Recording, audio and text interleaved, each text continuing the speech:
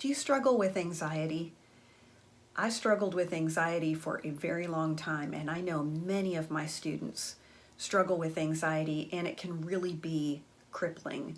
And that's what we're going to talk about on this episode of College on Fleek: how to deal with anxiety.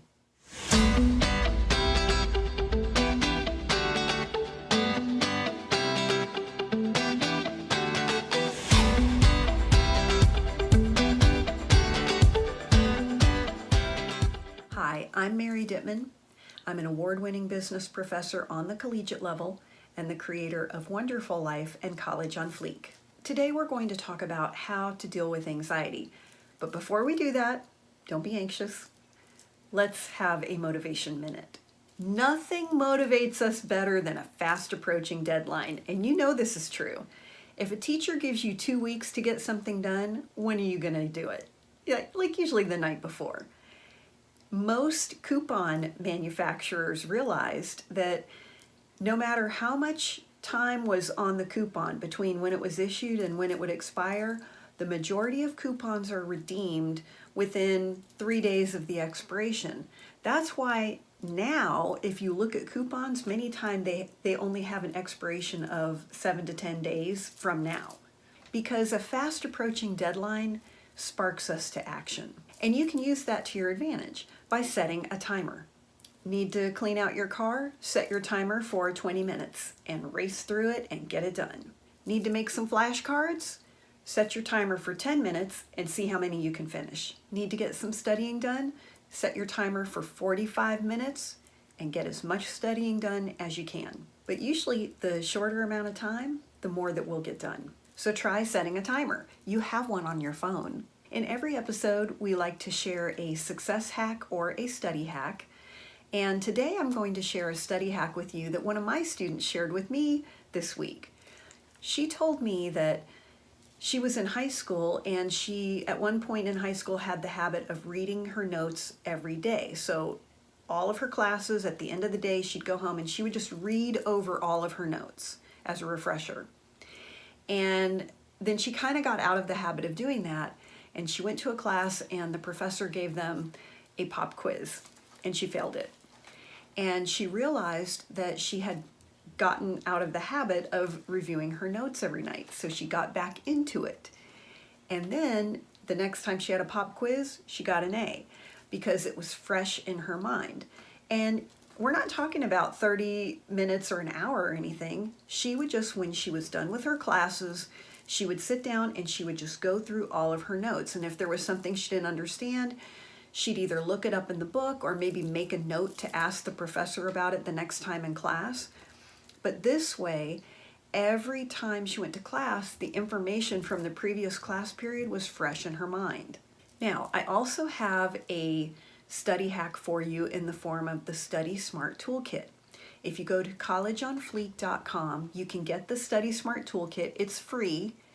A lot of times my students say, "Professor Dittman, can I come to your office and you teach me how to study?" Well, here you go. This is me teaching you how to study one-on-one. It's a video tutorial, and I take you through the 3 steps that I created to help myself when I was in school. I had terrible test anxiety, and many of you do as well, and maybe it's not as bad as test anxiety. Maybe you just want to do better on your exams. So in this video tutorial, I show you exactly what to do to study. It works for any class, any major, high school, college, graduate school. Now, I've seen my students go from F's to A's on their exams. I can't guarantee that for you, but I can tell you that I've seen my students go from D's and F's to A's and B's. And I don't mean like in 4 months, I mean on the very next exam. So why would you not want to do that? Go to collegeonfleek.com and get the Study Smart Toolkit. All right, let's talk about how to deal with anxiety. A lot of people in our society today deal with anxiety, and I'm not really talking so much about situational anxiety, like, for example, you're about to go take an exam and you feel nervous, or you're waiting for your mom to get an important test back from the doctor and the whole family's kind of on edge. That's situational anxiety. You should be anxious in these situations. I'm talking about anxiety where it's just generalized. So you frequently feel anxious or nervous or a feeling of like something bad's going to happen, but I just don't know what it is. Now, all of the things that I'm going to share with you today, I want to remind you that you should talk to your doctor or your healthcare provider before you try anything. And you have to make a decision about what is right for you. And what I'm going to share with you is not a substitute for medical care. Now, speaking of someone to talk to, the first thing that will help you in dealing with anxiety might be what we call talk therapy. Most universities have a counseling center that is free for students, and it's confidential. And I always encourage students, if something's wrong with your car, you take it to a mechanic. If the toilet won't flush, you call a plumber. Well, if something's going on with your brain, talk to someone who knows about brains. That's going to be a psychologist or a therapist of some kind. I've had many of my students over the years who go to the counseling center for a lot of things. Could be talking about anxiety, maybe they're dealing with grief or depression. It could just be that they're feeling overwhelmed and homesick, or they've gone through a breakup. And having someone to talk to is so helpful because, first of all, you can get it out. And secondly, you can get someone else's perspective that can be very helpful in getting your way out of the anxiety. One of my students went to see her doctor. She tends to have pretty bad anxiety. And if you go back and watch the episode on how to be more successful in 5 minutes, where I talk to you about meditation, most people today spend a lot of time in fight or flight, and we just don't realize it because it feels normal. But the problem with being in fight or flight is you'll end up with anxiety, and you'll also end up with a lot of tummy troubles. And she has a lot of tummy issues. Well, yeah, because when you're in fight or flight, you're not in rest and digest. Fight or flight, your body starts pulling blood flow away from your digestive system because it's like, hey, we got to run away from a tiger. We don't need to be digesting a sandwich right now. So she went to her doctor and was telling the doctor, I'm just really anxious, I'm having a hard time focusing. And he prescribed her a medication that is typically given to people who have ADD. Now, she doesn't have ADD. And this medication just ramped her anxiety up through the roof to where she was completely miserable. Now again, this is not a substitute for medical advice for you. But she came to see me and she said, I just don't know what to do. I don't know if I should take the medication or not. I said, well, do you have ADD? And she said, no. I said, well, it doesn't really sound right. I said, maybe you should go back to your doctor. And she said, I'm not sure if I want to. And I said, okay, look, just what is your gut telling you?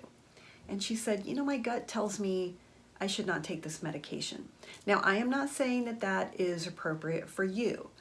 But in her case, it's not a life-altering medication, and she wasn't dealing with any thoughts of suicide or anything like that. But she just said, you know what, I don't feel like this medication is really working for me. And I did ask her, I said, how long have you been on it? She said, 3 weeks. And some medications you need X amount of time to get to a therapeutic dose until it's really working for you. But it had been a long enough period where she should have seen benefits from the medication. And so she said, you know what, I really don't want to take this medication anymore and I don't know what to do. I reminded her that the only way that science knows and can prove for us to be able to get out of that fight or flight and into rest and digest, extending the length of your exhale. And I promise you, 5 minutes of breathing will help you. Close your eyes, turn off your phone, turn off your computer, just sit there and close your eyes and breathe for 5 minutes. And one of the most effective ways is if you just were to breathe in through your nose to the count of 3, breathe out through your nose to the count of 5. So in for 3, out for 5. And just do that for 5 minutes. And I promise you, it makes a huge difference. And if you have anxiety, then you know that someone else telling you, well, don't be anxious, or you telling yourself, don't be anxious, calm down, doesn't work. It just stresses you out more because then you feel wrong. And here's another thing.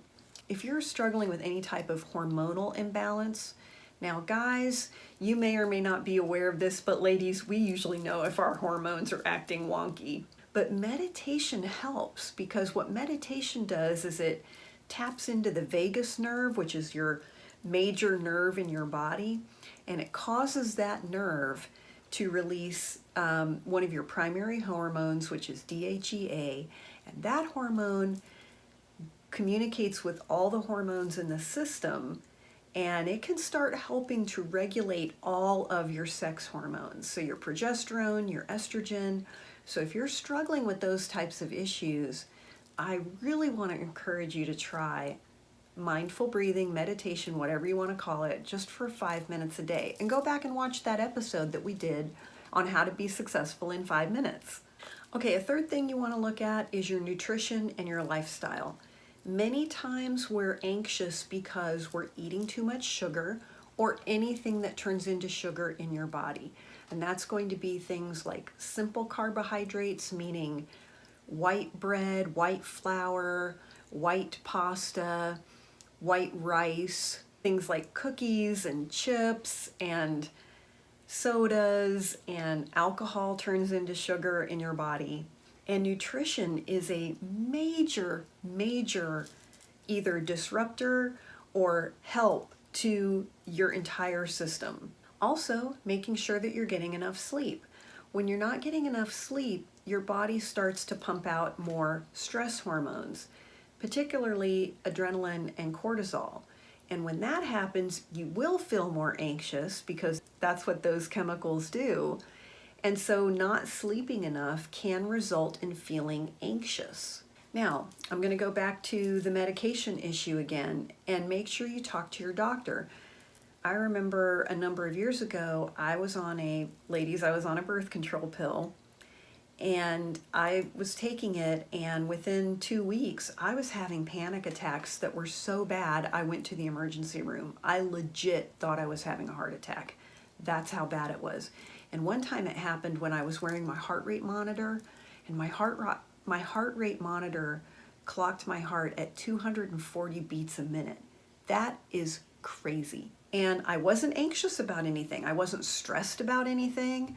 I was eating right, I was sleeping, I was exercising, and the only thing I could think of was that pill. And so I stopped taking it, and that anxiety went away. So it is possible that if you're on a prescription medication or a supplement, even an herbal supplement, some herbs can interfere with your body chemistry or other herbs or prescriptions that you're taking. Now again, don't just cold turkey go off of a medication. You need to talk to your doctor.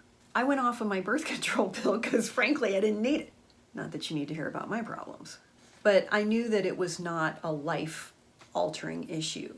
And so you want to talk to your doctor. It is possible that you are taking something that is leading to these feelings of anxiety. Okay, another thing. You're not going to like this. Your phone and any screen time. Your phone is a major anxiety trigger, and we don't think that because we think when we don't have the phone, we're anxious. But there are a lot of things about your phone or your tablet that are contributing to your anxiety. First of all, every time the phone gives you a notification, it vibrates, it pings, you get a text, it rings, a social media notification, anything. That actually gives your body a hit of cortisol, stress hormone. So every time your phone is pinging, you're getting like this. It's jolting you. And yeah, that's gonna help you feel more anxious. Phone screens are blue light emitting, and blue lights disrupt a lot of the systems in your body. Most importantly, they disrupt your body's ability to produce melatonin, which is what you need to sleep.